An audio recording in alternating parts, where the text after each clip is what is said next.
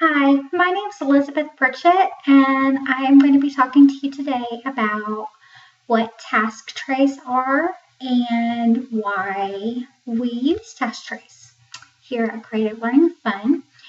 And I just thought it would be fun to create a series and show you why we use task trays and how you can create your own task trays at home.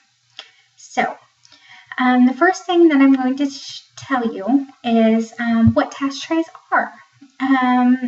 Task trays are just single organized activities with a clear beginning and ending.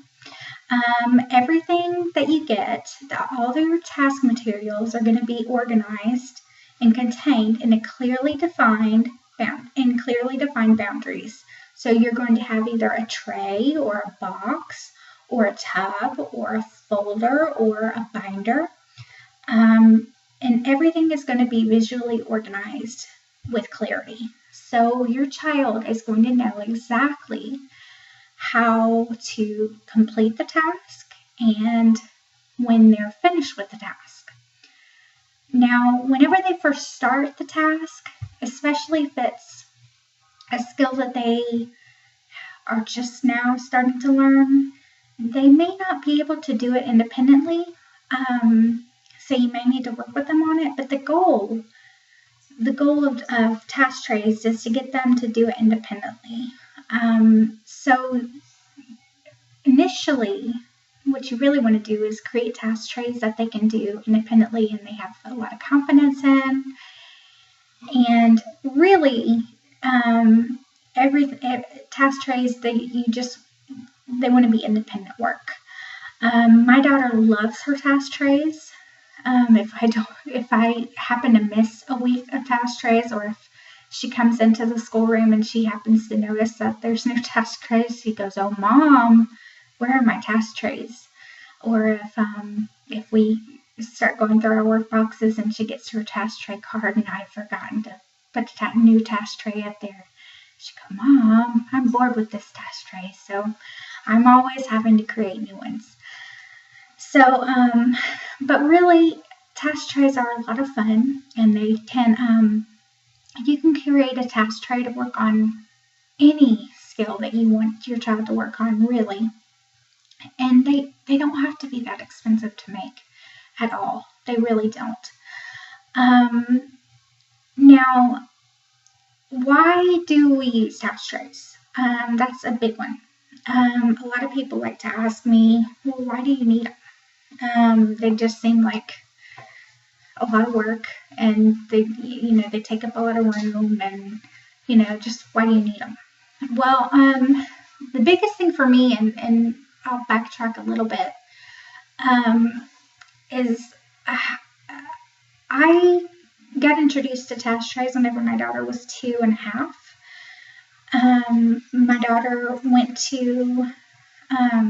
was diagnosed with autism at the age of 2.5, and she was going to an organization called Teach in North Carolina, and they used Teach task boxes to teach her skills that she needed, and I loved them, and everything that she did was independent.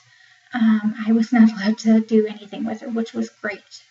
She was very confident and she loved them. And the whole way that they worked, the preschool groups that she was in was wonderful, wonderful experience. But the main reason that they do that is that usually children on the autism spectrum, tend to learn better using a multimodal approach, meaning that they learn better using learning through movement and through getting sensory input.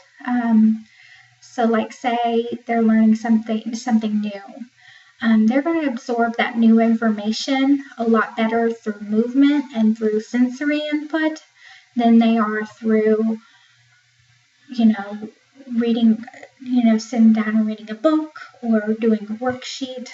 you want to get them active and moving and using, thinking, and the more active, the better. So this is what task trays are all about. Two of my biggest resources that I love to use whenever I first began creating my own task trays, and my absolute favorite is Tasks Galore. It is a big book, and it is filled with task trays ideas. Seriously, this book is amazing. Well, that page isn't amazing, but it is just filled with ideas for task trays. I love this book. It is totally worth the investment. If you have younger children, this is also another wonderful book. How Do I Teach This Kid? Is another great investment if you have younger children. And it also has task ideas. And it is another great investment. If you're just starting out and you just need some ideas. So those are my two go-to resources whenever I was first starting out. Once you get the hang of it, you just kind of get ideas and you no longer really need it. You just kind of get into this task tray mode and everything comes to you. So in a few minutes, I'm going to come back and show you what you need to start collecting around your home to make your own task trays, and I'll show you what I've collected, and that's it. So I'll see you in a minute.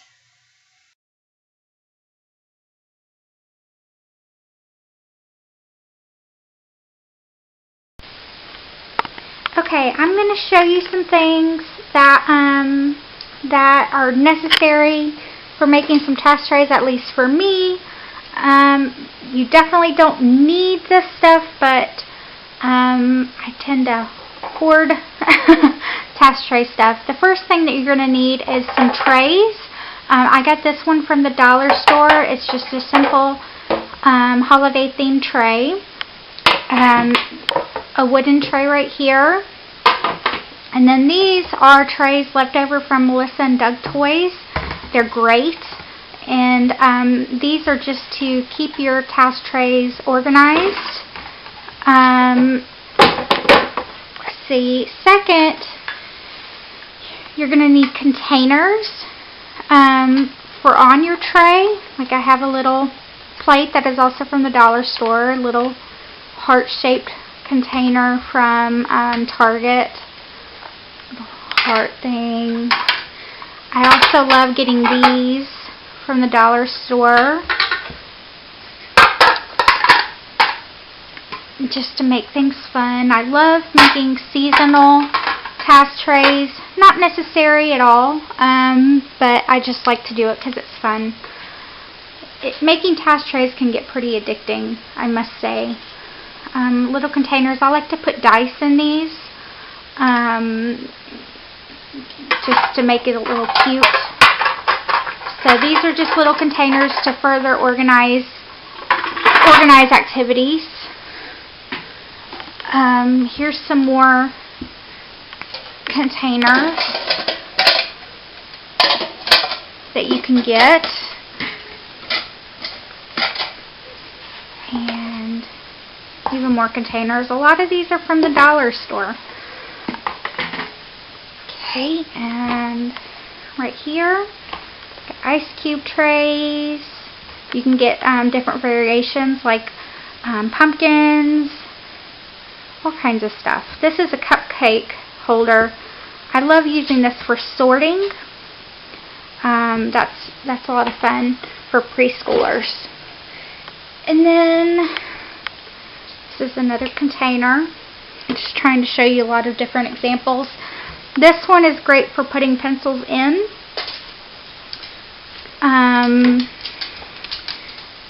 then here's another one, short little one. You may remember this task from last year. Putting straws in. See little straws. So you put little straws through the hole at the top.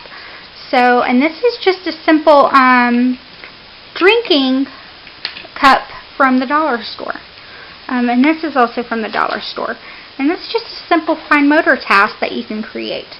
Another thing that you might want to invest in is these, which is also from the dollar store. They're bulletin board decorations. I like to use these a lot.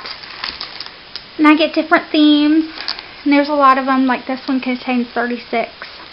I mean, you can write on them and put matching things.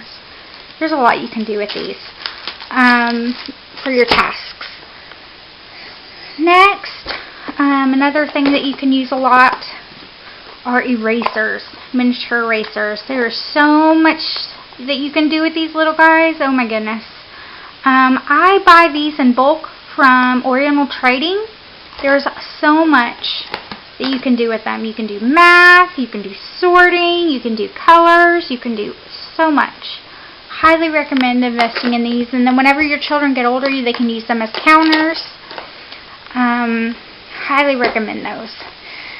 And then another thing that you're going to need is different kinds of dice. Like you can have big dice, regular kind of dice, or you can have dice with numbers. Another kind of dice, which I don't have pictured, is blank dice, which you can write numbers or letters on. Then last is tools for fine motor work. Different kinds of tongs is a good idea for fine motor work. The more the better. I just collected these over the years. And a lot of these you can get from the dollar store, or like this one came with a candy piece of some candy. This one came with like a Scatterpillar game and a clothespin, and then this is a spoon. So, oh, and clothespins you can use with a lot of different things. I like to get the cute ones for tasks, because I love to make seasonal tasks. So this is just things that you might want to start looking into if you want to start creating your own task trays. You don't need everything, and don't feel overwhelmed. I just tend to hoard everything. So, but that's just my collection and things that you might want to look into. So you need trays, containers, manipulatives, and tongs as the main ingredients for making your own task trays. I hope this tutorial was helpful to you, and I will be back next week to tell you how to start creating your own task trays. Okay? Thanks.